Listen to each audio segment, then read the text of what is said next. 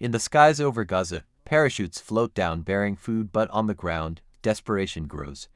What should be a lifeline has become a symbol of international paralysis, as civilians scramble for aid while the bombs keep falling. The question now, is the world offering hope or merely optics in the face of an escalating humanitarian catastrophe?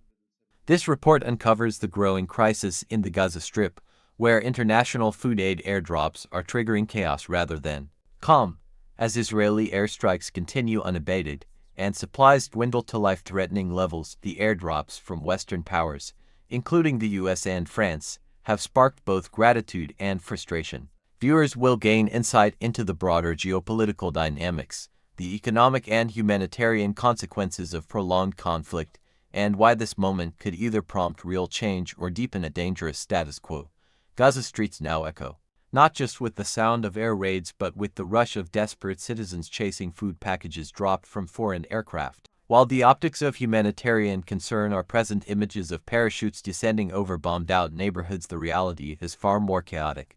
Reports from aid agencies indicate stampedes, injuries, and the inability of these drops to meet even a fraction of the population's needs. With over 2 million residents in the enclave, sporadic airdrops have become more symbolic than substantial, highlighting the limited international access due to Israeli-imposed restrictions. The gesture of food aid, though well-intentioned, has inadvertently spotlighted a deeper issue: the logistical and diplomatic failure to create a stable humanitarian corridor. Without coordinated ground support or ceasefire guarantees, the aid, though vital, is erratic and perilous.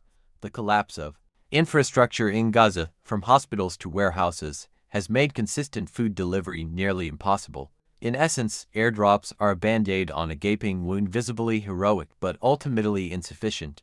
Despite mounting calls for de-escalation, Israeli military operations continue to target Hamas positions, often in densely populated zones, raising alarm among human rights organizations.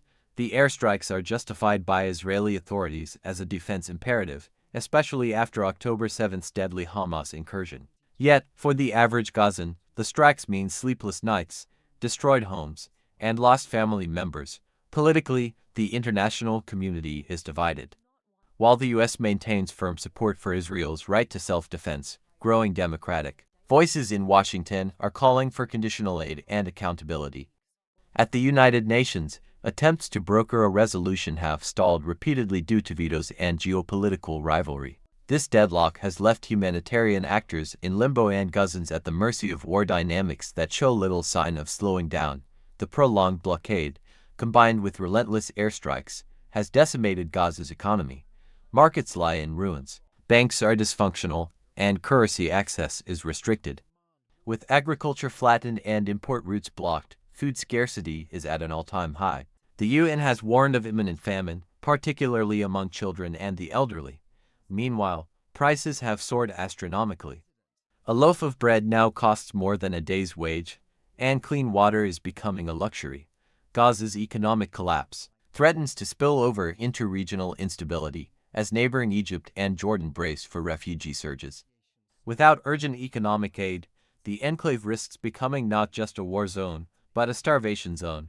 This crisis forces a critical question: is the world doing enough to prevent a full-scale humanitarian disaster? While airdrops provide temporary relief, sustainable solutions require diplomatic courage. International leaders must pressure both Israel and Hamas for a humanitarian ceasefire.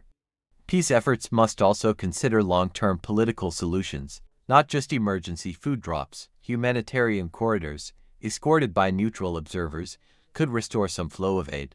Economic reconstruction plans must be drafted now, not after the dust settles. And perhaps most urgently, international watchdogs need unrestricted access to document and deter potential war crimes.